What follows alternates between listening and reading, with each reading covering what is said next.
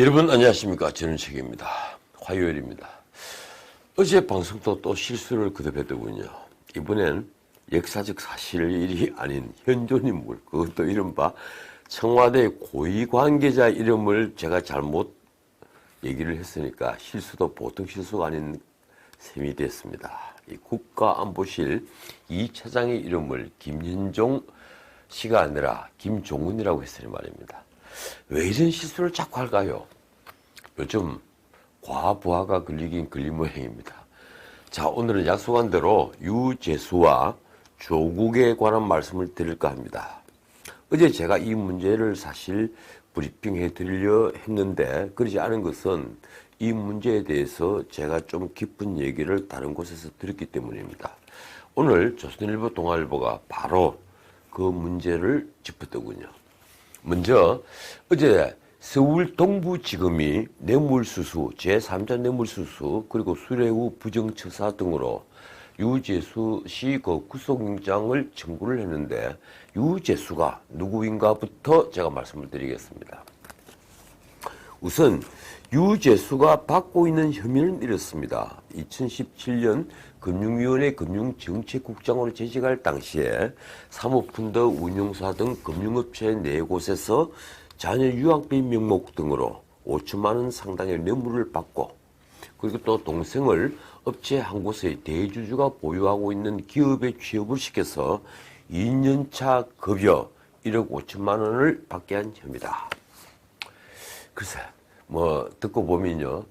지금까지 그 수많은 사람들의 범죄에 비해서 그렇게 큰 범죄는 아닌 것으로 보입니다. 자, 이 유재수 씨는 노무현 대통령 당시에 청와대 제1부속실 행정관이었습니다. 수행패스였다고 알고 있는 사람들이 많더군요.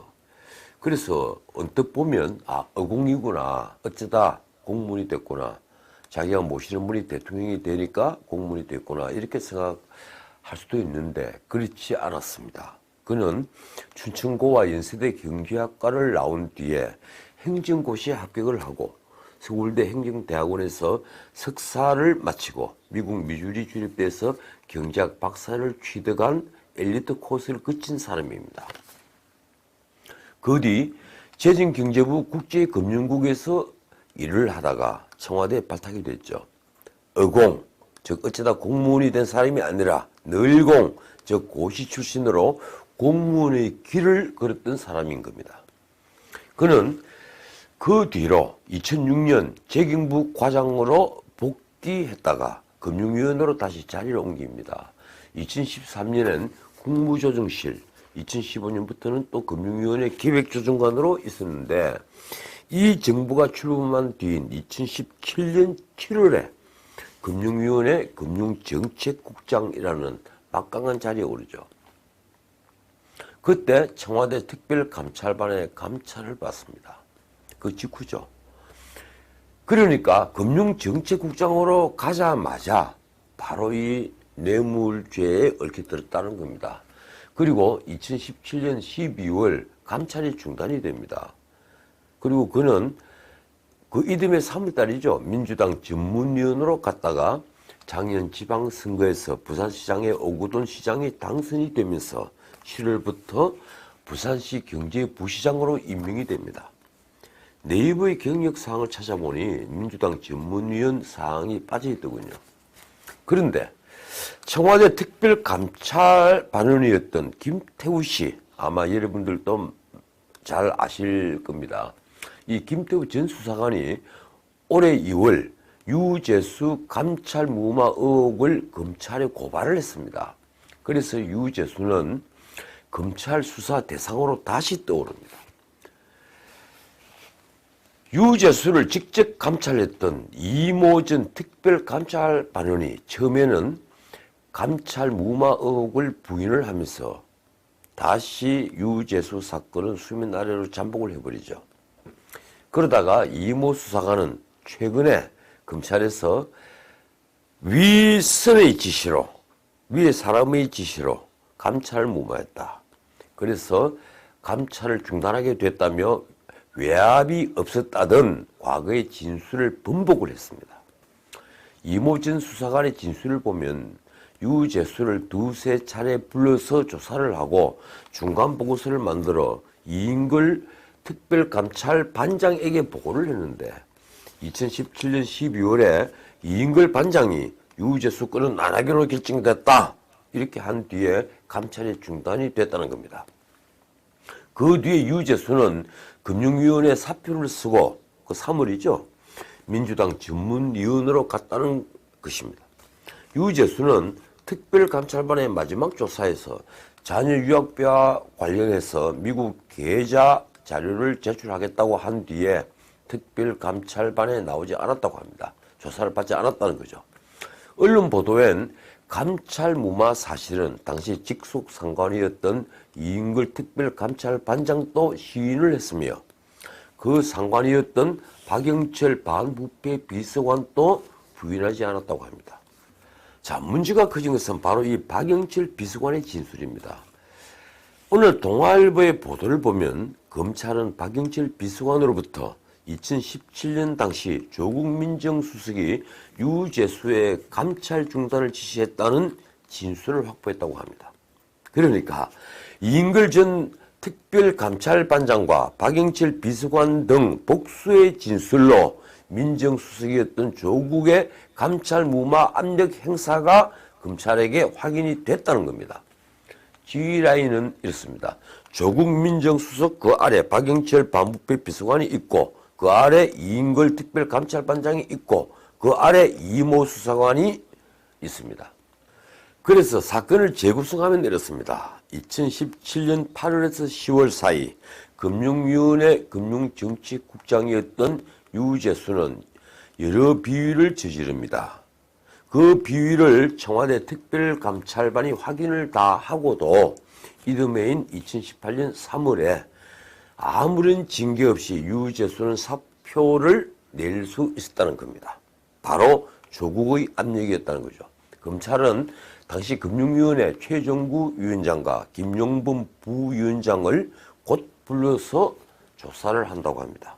자, 이제 문제는 조국이 아니라 조국 뒤에 어른거리는 권력의 실체입니다. 언론 보도를 종합해 보면 검찰은 박영철 비서관을 조사하기 전에 이인걸 전 특별감찰반장과 특별감찰반원들을 모두 조사를 했는데 그 과정에서 유재수가 금품 수수를 받은 증거인 휴대폰 메시지 등을 감찰반에 확인하고도 감찰이 중단된 배경이 석연치 않다고 판단했다고 합니다. 이번에 유재수에 대한 이 구속영장 청구서에 적혀있는 범죄 사실을 보면요.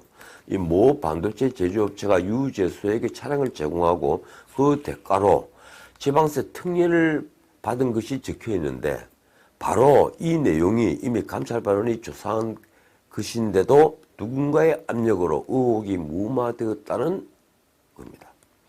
감찰반은 대부분은 감찰 중단을 지시한 배우로 조국을 지목했다고 합니다. 이 경우 조국은 직권남용, 권리행사 방해죄가 적용됩니다. 전 정부 적폐청산 때 여기저기 적용해서 우리에게 무척 익숙해진 죄명이죠. 직권남용, 권리행사 방해. 예, 그런데 야당의 주장은 또 다릅니다.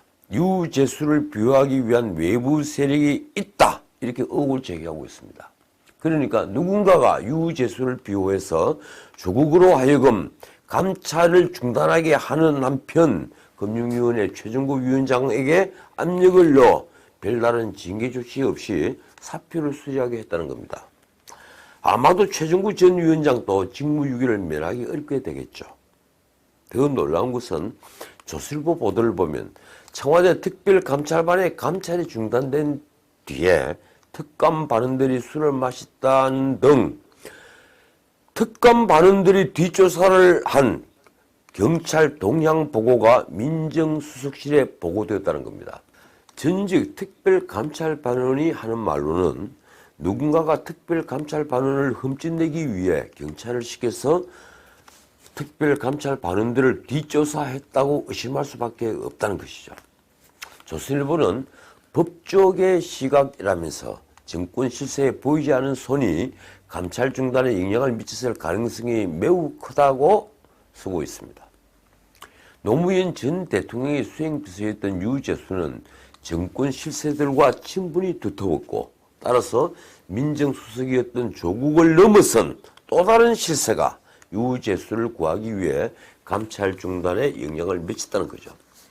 당시 조국은 유재수가 누군지도 모르고 감찰을 시켰는데 뒤늦게 그 또 다른 실세의 연락을 받고 감찰을 중단시켰다 이렇게 보고 있는 겁니다. 그런데 언론도 지적한 바처럼 유재수 사건은요, 김태우 전 수사관의 고발이 있은 지 무려 8개월 동안 검찰이 수사를 미룬 채 방치되다시피 한 사건입니다. 검찰은 물론 그동안 계속 수사를 해왔다고 변명을 합니다. 그런데 8개월 만에 이 사건이 다시 부상하는 것과 조국 수사와 연관짓지 않을 수도 없게 되어버린 겁니다. 시간상 그렇죠. 언론도 유재수 사건을 두고 그 배후를 밝혀야 한다고 일제히 나서고 있습니다. 조선일보는 일면 헤드라인부터 그렇습니다. 유재수 감찰 수사관이 검찰서 진술 번복, 윗선 외압으로 중단. 동아일보는 일면에서 박영철 비서관이 조국의 지시로 유재수 감찰을 중단했다고 진술한 걸 보도하면서 감찰 중단의 배후를 밝혀야 한다는 사설을 게재하고 있습니다. 사설 제목이 이렇습니다. 유재수 영장 청구, 청와대 특감 중단시킨 윗선을 밝혀야. 자, 사설에는요, 유재수의 혐의는 한 고위공무원의 뇌물수수 이상이다. 이렇게 쓰면서 이제부터가 진짜 살아있는 권력을 향한 수사라고 쓰고 있습니다. 어쨌든 지금 서초동에 떠도는 소문은 조국도 유재수를 못 건드렸다. 유재수 뒤에는 진짜 실세가 있다. 이런 겁니다. 소문이 소문으로 끝날 수도 있습니다. 그런데 대부분의 경우 아니땐 꿀떡에 연기가 나지는 않았습니다. 과거에는요. 아니땐 꿀떡으로 결론난 경우에도 세월이 흐르고 나면 진실의 일각이 드러나곤 했죠. 과연 윤석열 검찰총장은 눈치 볼 것 없이 진실을 파헤칠 수 있을까요? 그것이 검찰의 존재 이유이기도 합니다. 자, 어제 약속드린 대로 홍콩 문제도 짚어보죠. 다들 아시겠지만 25일 홍콩 구의원 선거에서 야당인 범민주파가 홍콩 반환 이후 처음으로 과반을 차지하는 예상외의 압승을 거두었습니다. 홍콩의 구의회는요, 사실 아주 작은 의회입니다. 기초단체죠. 홍콩 정부를 견제하지는 못하는 자치적 성격이 강한 기초지방의회에 지나지 않습니다. 그러나 이번 선거가 그동안 홍콩 시위에 강경 진압으로 대응하던 홍콩 정부는 물론 중국 정부에도 상당한 타격을 준 것만은 분명해 보입니다. 실제 홍콩 행정장관 선거의 선거인단 구성에도 영향을 미치기도 하죠.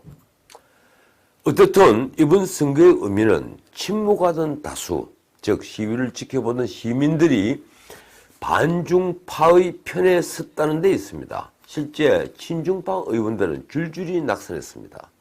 그렇다고 시진핑이 일국 2체제 구상, 즉 일국 양제라고 그러죠. 이 일국 양제 구상을 포기하지는 않겠지만 하나 분명한 것은 자유를 누리던 사람들은 절대 속박의 상태로 돌아갈 수 없다는 사실입니다.